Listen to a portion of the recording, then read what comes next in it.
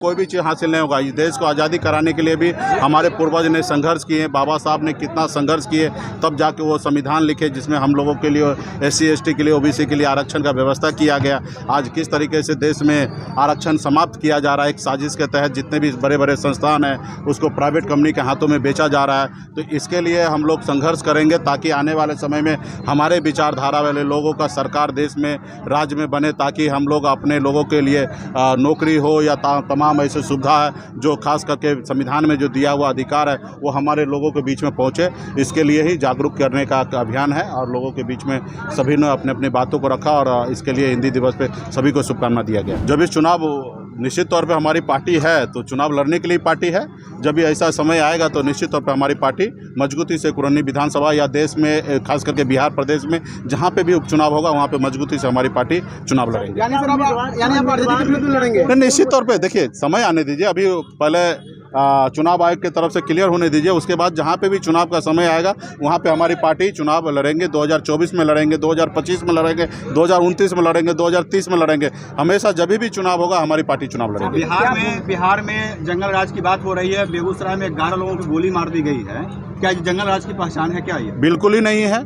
अभी कोई पागल आदमी अगर रोड चलते हुए किसी को गोली मार दे तो क्या उसको आप जंगल राज कहेंगे? अपने आप को पूरे भारत में अपने आप को बदनाम किया जा रहा है, खास करके बिहार को बदनाम किया जा रहा है। ऐसे नेता जो कल तक आप बिहार में थे, सरकार में थे तो कुछ नहीं, और आज सरकार से खाली बाहर चले गए तो जंगल राज आ गया। तो ये बिहार को बदनाम करने का साजिश रचा जा रहा है, खास करके भाजपा की तरफ से। मैं भाजपा के नेता से आग्रह करूँगा कि आप लड़ाई लड़िए, मुद्दे की लड़ाई लड़िए, लेकिन जिसमें बिहार का बदनाम हो, बिहारी को बदनामी हो, जिसका जहाँ पे बिहार को सर झुके वो काम तो नहीं कीजिए। खास करके इस तरीके का शब्द का उपयोग नहीं कीजिए। धन्यवाद। नीतीश कुमार के जो PM बनाए जाने की बात चल रही है उसमें मुकेश सहनी का क्या स्टैंड है? अरे भाई, कितना गर्व की बात है कि एक बिहारी, बिहार का बेटा देश का अगर प्रधानमंत्री बने तो ये हमसे और आपसे बेहतर किसको उपलब्धि हो सकता हासिल?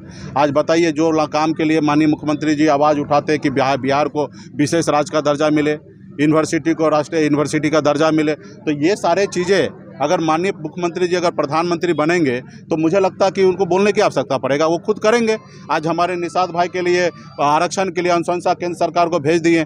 जब माननीय मुख्यमंत्री जी अगर देश के प्रधानमंत्री बन जाएंगे तो उनको याद दिलाने की थोड़ी ज़रूरत है। वो देखेंगे कि बिहार से हमने क्या क्या चीज़ केंद्र सरकार से मांगा और क्या क्या चीज़ें नहीं की हैं। वो जब वो पावर में जाएंगे तो निश्चित तौर पर वो पूरा काम करेंगे जो जब भी बिहार 15 सालों में माननीय मुख्यमंत्री जी जो भी मांग केंद्र सरकार से किए होंगे, और जब प्रधानमंत्री बन जाएंगे तो पूरा काम होगा। तो ये हमारे लिए उपलब्धि है और हम तो मजबूती से, जब देश का प्रधानमंत्री के लिए अगर बिहारी अगर खड़ा हो, कोई भी बिहारी खड़ा हो, तो उसके लिए हम खड़ा रहेंगे। निश्चित तौर पे हमने कहा ना कि लालू प्रसाद, आदरणीय लालू प्रसाद यादव जी हो या स्वर्गीय श्री रामविलास पासवान जी हो या हमारे श्री नीतीश कुमार जी हो, ये लोग हमेशा गरीब, पिछड़ा, दलित के लिए कुछ ना कुछ किए हैं। ये बात अलग है, चर्चा का विषय हो सकता है कि बहुत कुछ नहीं किए हैं, इस पर डिस्कशन हो सकता है, लेकिन जितना भी किए वो बहुत किए हैं वो अपने अनुकूल। इसको और आगे बढ़ाया जा सकता है, इसी रास्ते पे चलकर हम लोग इससे बेहतर काम कर सकते हैं, लेकिन इनको कुर्बानी को भूला नहीं जा सकता। इन्होंने भी बहुत कुछ हमारे राज्य के लिए उन्होंने किया है।